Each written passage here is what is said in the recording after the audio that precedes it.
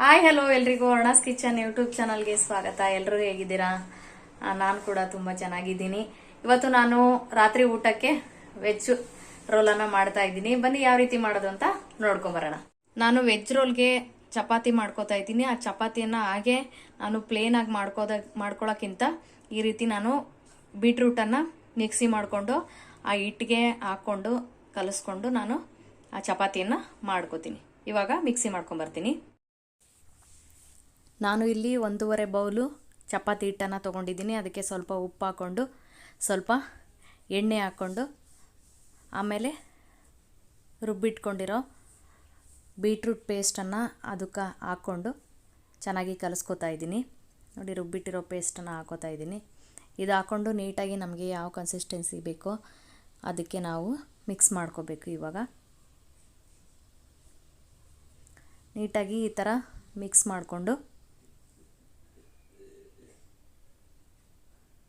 Mix ಮಾಡಿಕೊಂಡು ಎತ್ತಿಟ್ಕೋತಾ ಇದ್ದೀನಿ ಒಂದು 5 ಮಿನಿಟು.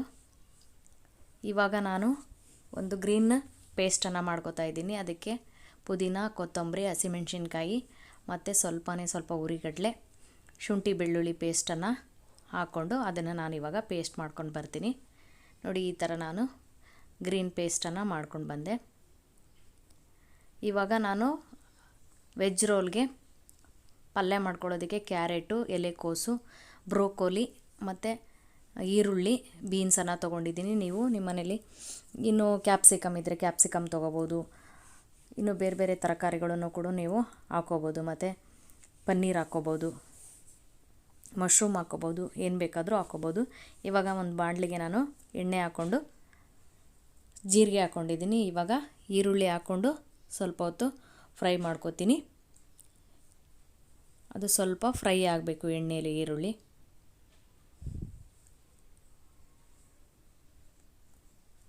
ಇದು ಫ್ರೈ ಆದಮೇಲೆ ನಾನು ಬೀನ್ಸನ್ನು ಹಾಕೋತಾ ಇದ್ದೀನಿ.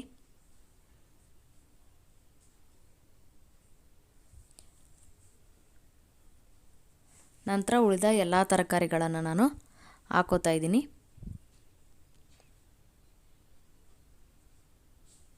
ಈ ರೀತಿ ಮಾಡೋದ್ರಿಂದ ನಮಗೆ ಒಂದು ಆರೋಗ್ಯಕ್ಕೂ ಕೂಡ ತುಂಬ ಒಳ್ಳೆಯದು. ಎಲ್ಲ ತರಕಾರಿಗಳನ್ನು ನಾವು ಅಟ್ ಎ ಟೈಮ್ ಎಲ್ಲ ತರಕಾರಿಗಳನ್ನು ತಿಂದಂಗಾಗುತ್ತೆ.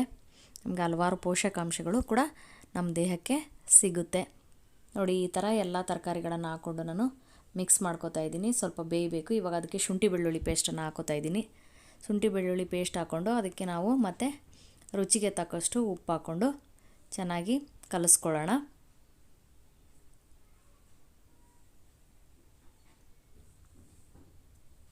ನೋಡಿ, ಚೆನ್ನಾಗಿ ಬೇಯಬೇಕು. ಅದು ಚಿಲ್ಲಿ ಫ್ಲೇಕ್ಸ್ ಹಾಕೋತಾ ಇದ್ದೀನಿ. ಅಂದರೆ ಫುಲ್ಲು ಮೆತ್ತಗೆ ಬೇಯಿಸ್ಕೊಳ್ಳೋದು ಬೇಡ, ತುಂಬ ಇದೂ ಬೇಡ. ಒಂದು 70% ಬೇಯಿಸ್ಕೊಂಡು ಅದಕ್ಕೆ ನಾನು ಅಚ್ಚ ಖಾರದ ಪುಡಿ ಹಾಕೋತಾ ಇದ್ದೀನಿ. ಆಮೇಲೆ ಗರಂ ಮಸಾಲ ಹಾಕೋತಾ ಇದ್ದೀನಿ, ಧನಿಯಾ ಪುಡಿ ಹಾಕೋತಾ ಇದ್ದೀನಿ,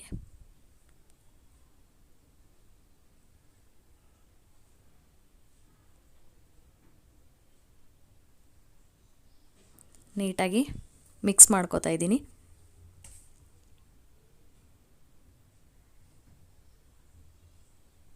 ನೋಡಿ, ನಾವು ಇದನ್ನೆಲ್ಲ ಹಾಕಿದ ಮೇಲೆ ನಮಗೆ ಪರಿಮಳ ತುಂಬ ಚೆನ್ನಾಗಿ ವಾಸನೆ ಬರೋಕ್ಕೆ ಸ್ಟಾರ್ಟ್ ಆಗುತ್ತೆ. ಪಲ್ಯದ ಸ್ಮೆಲ್ಲೇ ಸಖತ್ತಾಗಿರುತ್ತೆ. ನೋಡಿ, ಇವಾಗ ರೆಡಿ ಆಯಿತು ಪಲ್ಯ. ಇದಕ್ಕೆ ಸ್ವಲ್ಪ ನಾನು ವೆನಿಗರನ್ನು ಹಾಕೋತಾ ಇದ್ದೀನಿ. ನಿಮ್ಮ ಮನೆಯಲ್ಲಿ ಸೋಯಾ ಸಾಸ್ ಇದ್ದರೆ, ಟೊಮೆಟೊ ಸಾಸ್ ಇದ್ದರೆ ಅದನ್ನು ಕೂಡ ನೀವು ಹಾಕೋಬೋದು.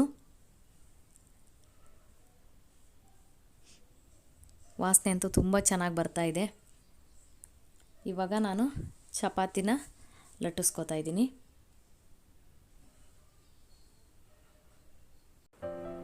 ಮಕ್ಕಳು ತರಕಾರಿ ಅಂದ್ರೇ 1 ಕಿಲೋಮೀಟ್ರ್ ದೂರ ಓಡ್ತಾರೆ. ಇವಾಗಿನ ಮಕ್ಕಳು ತರಕಾರಿನೇ ತಿನ್ನಲ್ಲ. ಸೊ ಹಂಗಾಗಿ ಈ ಥರ ನಾವು ಒಂದು ಒಳ್ಳೆ ಐಡಿಯಾವನ್ನು ಮಾಡಿ ಯಾವುದೇ ತರಕಾರಿ ಇರಲಿ ಅದನ್ನು ಮಿಕ್ಸಿ ಮಾಡಿ ನಾವು ಮಾಡೋ ಚಪಾತಿ ಹಿಟ್ಟಲ್ಲಿ ಹಾಕಿ ಕಲಸಿ ಚಪಾತಿ ಮಾಡಿಬಿಟ್ರೆ ಅದನ್ನ ಈಸಿಯಾಗಿ ಅವರು ತಿಂತಾರೆ.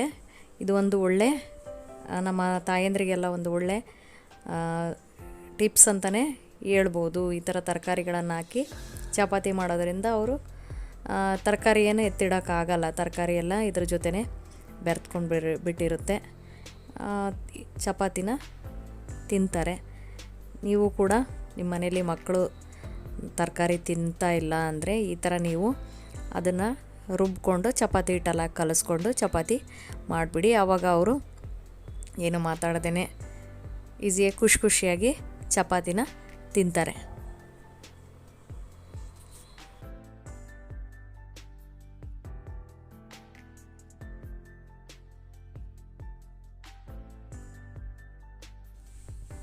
ಇವಾಗ ನಾನು ಚಪಾತಿಗೆ ಗ್ರೀನ್ ಚಟ್ನಿ ಮಾಡ್ಕೊಂಡಿದ್ವಲ್ಲ ಅದನ್ನ ನೀಟಾಗಿ ಸವರ್ಕೋತಾ ಇದ್ದೀನಿ. ಇವಾಗ ನಾವು ರೋಲ್ ಮಾಡೋದಕ್ಕೆ ಪಲ್ಯ ಮಾಡ್ಕೊಂಡಿದ್ವಲ್ಲ ಅದನ್ನು ಹಾಕ್ಕೊಂಡು ನಾನು ಸ್ವಲ್ಪ ಚೀಸನ್ನು ತುರ್ಕೋತಾ ಇದ್ದೀನಿ. ನೋಡಿ, ಈ ರೀತಿ ನಾವು ರೋಲನ್ನು ಮಾಡಿ ಕಟ್ ಮಾಡ್ಕೋಬೇಕು. ನೋಡಿ, ಒಳಗಡೆ ಪಲ್ಯ ಸ್ಟಫಿಂಗ್ ಮಾಡಿರೋದು ಸಖತ್ತಾಗಿದೆ. ಸೂಪರ್ ಅಂದರೆ ಸೂಪರಾಗಿದೆ, ತುಂಬ ಚೆನ್ನಾಗಿದೆ. ಟೇಸ್ಟ್ ಕೂಡ ಅಷ್ಟೇ ಚೆನ್ನಾಗಿದೆ. ಎಲ್ಲ ತರಕಾರಿಗಳು ಮಸಾಲೆ ಎಲ್ಲ ತಿಂತಾಯಿದ್ರೆ ತುಂಬ ಸಖತ್ತಾಗಿದೆ. ನೀವು ಕೂಡ ಮನೆಯಲ್ಲಿ ಒಂದು ಸರಿ ಟ್ರೈ ಮಾಡಿ. ಈ ವೆಜ್ ರೋಲು ನಿಮಗೆ ಇಷ್ಟ ಆಗಿದ್ದರೆ ದಯವಿಟ್ಟು ಲೈಕ್ ಮಾಡಿ, ಶೇರ್ ಮಾಡಿ, ಕಮೆಂಟ್ ಮಾಡಿ. ನನ್ನ ಚಾನಲ್ಗೆ ಇನ್ನೂ ಯಾರ್ಯಾರು ಸಬ್ಸ್ಕ್ರೈಬ್ ಆಗಿಲ್ವೋ ದಯವಿಟ್ಟು ಸಬ್ಸ್ಕ್ರೈಬ್ ಆಗಿ ಅಂತ ಹೇಳ್ತಾ ಈ ಲಾಗನ್ನು ಇಲ್ಲಿಗೆ ಮುಗಿಸ್ತಾ ಇದ್ದೀನಿ. ಎಲ್ರಿಗೂ ಧನ್ಯವಾದಗಳು. Take care. ಬಾಯ್.